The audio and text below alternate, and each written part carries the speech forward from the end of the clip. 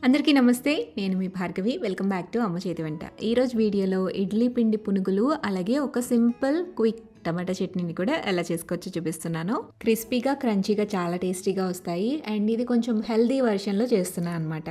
Morning టైంలో బ్రేక్ఫాస్ట్లో కానీ లేదా ఈవినింగ్ టైంలో స్నాక్స్లో కానీ సింపుల్గా ఈజీగా క్విక్గా అయిపోయే రెసిపీ ఇది.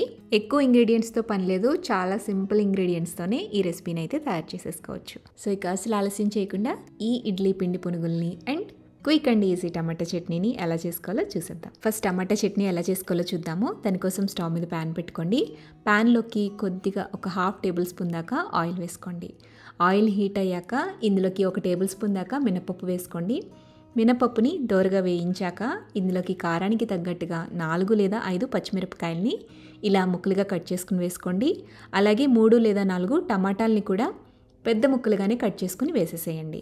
ఈ టమాటాలు అలాగే పచ్చిమిర్చి ఆయిల్లో వేగాలి, బాగా మగ్గాలి.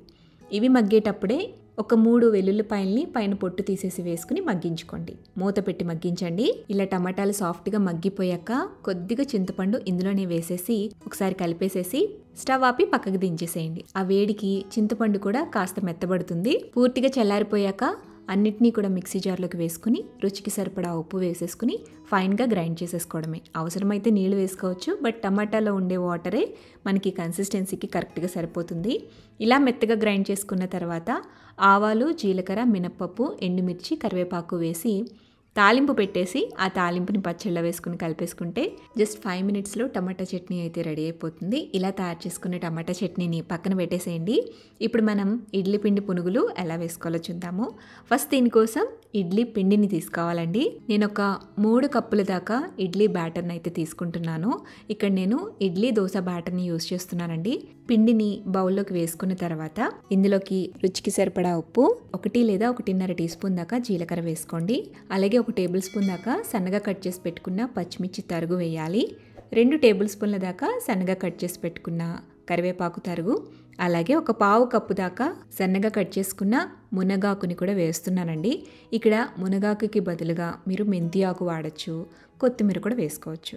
అండ్ తోటకూరని కూడా సన్నగా కట్ చేసుకుని ఇందులో వేసేసుకోవచ్చు. ఈ పునుగులతో మునగాకు టేస్ట్ చాలా బాగుంటుందండి, అందుకే మునగాకుని తీసుకున్నాను. మునగాకు వేసిన తర్వాత 1 కప్పు నిండుగా సన్నగా కట్ చేసి పెట్టుకున్న ఉల్లి తరుగు కూడా వేసేసేయండి. ఇందులోనే బైండింగ్ కోసం అని చెప్పేసి 2 టేబుల్ స్పూన్ల దాకా గోధుమ పిండి, అలాగే 3 టేబుల్ స్పూన్ల దాకా బియ్యం పిండి వేసుకోండి. ఇవన్నీ వేసి బాగా కలిపేసేయండి. ఇందులో మీరు ఎక్స్ట్రా సోడా ఏం వేయాల్సిన పని లేదండి. వేసుకోవాలంటే వేసుకోవచ్చు. లైట్గా ఆయిల్ పీలుస్తాయి అండ్ కొంచెం క్రిస్పీనెస్ ఎక్కువ వస్తాయి అంతే. అండ్ ఈ బ్యాటర్లో నేను ఎక్స్ట్రా వాటర్ ఏమీ యాడ్ చేయలేదండి.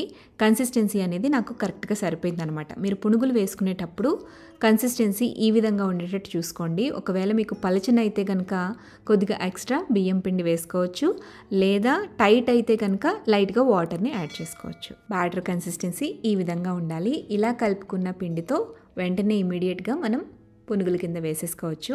డీప్ ఫ్రైకి సరిపడా ఆయిల్ వేసుకోండి.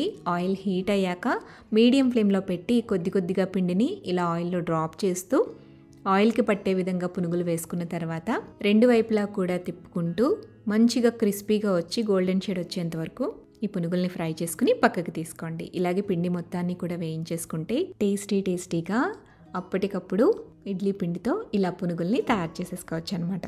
ఈ ఇడ్లీ పిండి పునుగులు విత్ టమాటా చట్నీని మీరు కూడా ఇంట్లో ట్రై చేయండి. ట్రై చేసి టేస్ట్ చేశాక మీ ఫీడ్బ్యాక్ని నాతో షేర్ చేయడం మర్చిపోవద్దు. వీడియో నచ్చితే లైక్ చేయండి, మీ ఫ్రెండ్స్కి రిలేటివ్స్కి షేర్ చేయండి. మరిన్ని టేస్టీ సింపుల్ క్విక్ రెసిపీస్ కోసం అమ్మ చేతి వంట ఛానల్ని సబ్స్క్రైబ్ చేయండి.